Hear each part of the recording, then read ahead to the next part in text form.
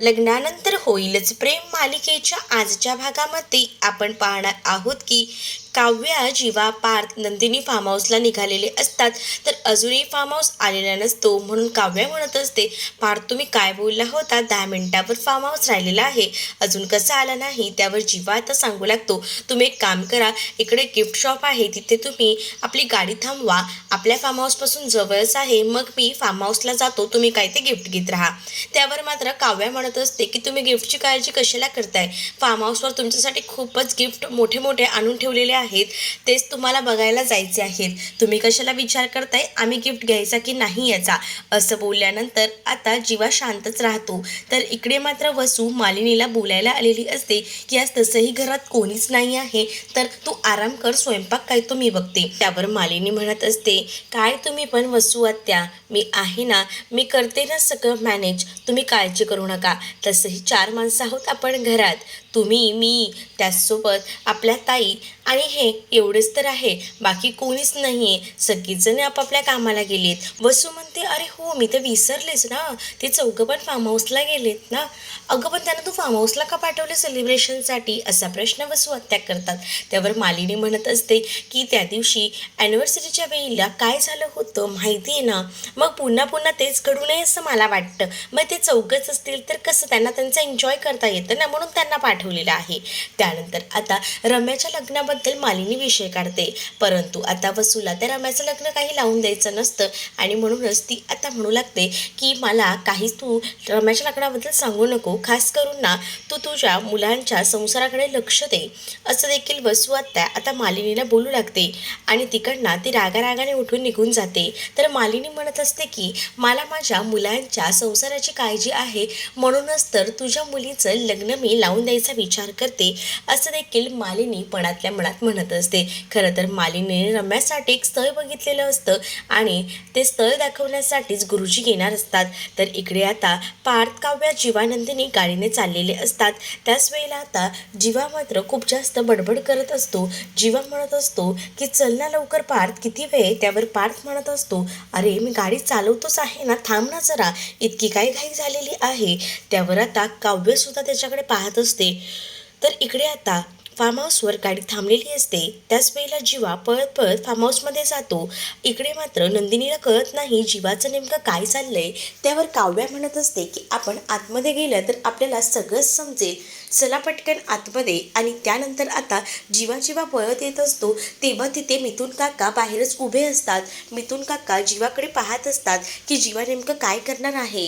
तर इकडे मात्र आता साने गुरुजी आलेले असतात आणि त्याच वेळेला आता मालिनी त्यांना म्हणत असते की तुम्ही बरं झालं बऱ्याच दिवसानंतर आलात, पण तुम्ही आलात ना की मला बरेच प्रश्न विचारायचे असतात, हे तुम्हाला सुद्धा माहिती आहे.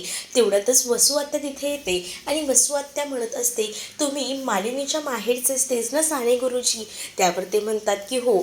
तर आता वसू आत्या म्हणत असतात की मला ना एकदाचं सांगूनच टाकावं, माझं हे डायबिटीस कधी कमी होणार आहे ते, कारण किती दिवस झाला या डायबिटीसचा वैताग आलाय नुसता बघा, असं देखील आता ती सांगू लागते. त्यानंतर आता रम्याच्या लग्नाचा विषय आता मालिनी काढू लागते. मालिनी म्हणत असते की यांनीच रम्यासाठी लग्नाचं स्थळ आणलंय. त्यावर वसू म्हणते की माफ करा गुरुजी, पण रम्याला इतक्यात लग्न करायचं नाहीये, म्हणजे संसार मुलं यामध्ये तिला इतक्यात अडकायचं नाहीये. तिने मला तसं सांगितलंय, कारण तिला ना पुढे विचार करायचा आहे, तिच्या करिअरवरती ती फोकस करत आहे सध्या, आणि म्हणूनच ती सध्या म्हणत आहे की तिला लग्न करायचं नाही आहे. त्यामुळे माफ करा गुरुजी, आता या लग्नाबद्दल पुढे काही बोलून उपयोगच नाही, तुम्ही स्थळ आणलेलं असेल हे मला वाटतंय, पण आता तरी नको, असं देखील वसू आत्या मालिनीला बोलतात आणि तिकडनं निघून जातात. त्यावर मात्र आता गुरुजी म्हणतात की मला माहिती होतं ही अशी कारणं देणारच आहे, ते सगळं काही लिहिलेलंच असतं. त्याच वेळेला आता जे गुरुजी असतात ते मालिनीला म्हणत असतात की मला माहिती आहे तुझ्या मनात अनेक प्रश्न आहेत आणि तुझी पत्रिका लपवून ठेवलेली आहेस, ती पत्रिका दे, त्या पत्रिकेमधलं तुला सगळं काही जाणून घ्यायचं आहे. पार्थ आणि जीवाची पत्रिका आता मालिनीने गुरुजींच्या हाती दिलेली असते. तर गुरुजी आता ती पत्रिका बघत असतात, तर जीवाची पत्रिका बघून ते म्हणतात सगळं काही अटळ आहे. आणि हे बोलल्यानंतर मालिनीला धक्का बसतो. इकडे रूममध्ये सगळेजण येऊन पोचतात. तर आता जीवाचा रूम पूर्णपणे साफ असतो. जे काही बलून्स, जे काही फोटोज आणि गिफ्ट्स जे काही असतात ते सगळे काही गायब झालेले असतात. त्यामुळे जीवा विचार करतो की रूममधलं सगळं काही गेलं तरी कुठे. त्यामुळेच त्याची नजर इकडे तिकडे फिरत असते. त्याला समजतच नसतं की काय झालं, कुठे गेलं सगळं. तर आता मात्र पार्थ नंदिनी विचारू लागतात की जीवा तुझं काय चाललेलं आहे, तू इकडे तिकडे काय शोधतोयस. काव्या तर एकदमच बेचैन झालेली असते, कारण तिला वाटत असतं की रूममध्ये जे काही फोटोज असतील, बलून्स असतील, यावरून तर कळून जाईल ना ह्यांना की आम्ही इथे आधी येऊन गेलोय आणि ह्यांना आमच्या नात्याचं सत्यसुद्धा कळेल. हीच काळजी आता तिला लागून राहिलेली असते. पण आता ते फोटोज गायब झाल्यामुळे आता तीसुद्धा बेचैन झालेली असते. सगळीच जण जीवाला विचारत असतात की जीवा काय झालं आहे, तुम्ही काय शोधता आहात. त्यावर जीवा म्हणतो की काहीच नाही. परंतु जीवाचं कौतुक आता पार्थ करू लागतो आणि म्हणत असतो की ही जी रूम डेकोरेट केलेली आहे त्यासोबत हा फार्म हाऊस पूर्णपणे डेकोरेट करण्याचं काम आपल्या जीवाने केलेलं आहे. त्यावर आता नंदिनी त्याचं कौतुक करत असते आणि नंदिनी म्हणत असते की खरंच खूप छान डेकोरेट केलं आहे तुम्ही तुमचं फार्म हाऊस, खूपच सुंदर दिसतंय आणि तुम्ही याआधी कधी नाही आणलं आम्हाला इथे, असा प्रश्न काव्या करू लागते. काव्या म्हणत असते की आपण यायच्या आधी कोणी इथे येऊन गेलं होतं का. असं म्हटल्यानंतर आता सगळीजणं काव्याकडे पाहू लागतात. त्यावर काव्या म्हणत असते मला तसं नाही म्हणायचं, कारण हा फार्म हाऊस किती सुंदर आहे ना, आणि खरंच हा फार्म हाऊस किती सुंदर आहे म्हणूनच मी हे सगळं विचारत आहे. आणि त्यानंतर आता सगळीच जण एक एक करून तिकडनं बाहेर पडतात, कारण त्यांना सगळं काही बघायचं असतंच. नवीन फार्म हाऊसवर नंदिनी आणि काव्या पहिल्यांदाच आलेले असतात. तर जे मिथुन काका असतात ते म्हणत असतात की खरंच आपल्या जीवाची रूम आहे ना खूपच सुंदर आहे, आणि बघा किती सुंदर आता त्याने ठेवलेली आहे आणि जशा तशीच आहे. त्याला त्याच्या रूमबद्दल खूपच जास्त लागत असतं. सगळीजणं तिकडनं गेल्यानंतर काव्या मात्र जीवाला आता जाब विचारू लागते आणि म्हणत असते की या रूममध्ये आपल्या दोघांचे फोटोज होते, गिफ्ट्स होते, ते सगळं काही कुठे गेलेलं आहे. त्यावर जीवा काव्याला म्हणतो की याचं उत्तर माझ्याकडेही नाही आहे, मी देखील ते शोधतोय. त्यावर काव्या म्हणत असते की इथे तुझ्या रूममध्ये तुझ्याशिवाय कोण जाणार आहे, हे सगळं काही तूच केलं आहेस, असं देखील आता जीवाला काव्या बोलू लागते. तर इकडे मात्र गुरुजी आता जीवाची पत्रिका बघतात आणि ते म्हणत असतात की पार्थची पत्रिका एकदम उत्तम आहे, परंतु जीवाच्या पत्रिकेमध्ये थोडा प्रॉब्लेम दिसत आहे. म्हणजेच जीवाच्या पत्रिकेमध्ये थोडा दोष आहे, कारण तुमच्या घरात जी कोणी व्यक्ती आहे त्यांच्यामुळेच हा धोका आहे. काय आहे, खरं तर जीवा इतक्या संकटात असेल, दुःखात असेल, त्याच्या जवळची व्यक्तीच त्याला ह्या सगळ्यातून बाहेर काढेल. याचा अर्थ नंदिनीच त्याला या सगळ्यातून बाहेर काढेल.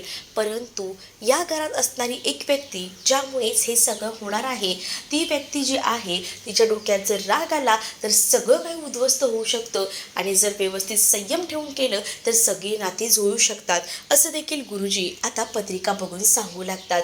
हे सगळं ऐकल्यानंतर मालिनीच्या पायाखालची जमीनच सरकते. मालिनी म्हणत असते म्हणजे नेमकं तुम्हाला काय म्हणायचे सांगा ना, तसंही तुम्हाला माहिती आहे ना मला किती काळजी वाटत असते, प्लीज तुम्ही सांगा ना. त्यावर गुरुजी सांगत असतात की बघ, मी दरवेळेला येतो पण प्रत्येक वेळेला तुला संकेत देऊन जातो. तुला आताही तेच सांगतोय की जीवाला आगीपासून वाचव, जीवाला आगीपासून धोका आहे.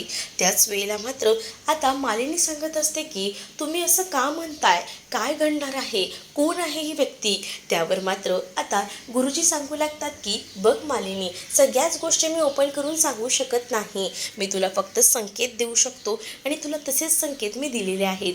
त्यामुळे तू जीवाची जास्तीत जास्त काळजी घे, असं देखील गुरुजी आता मालिनीला सांगू लागतात.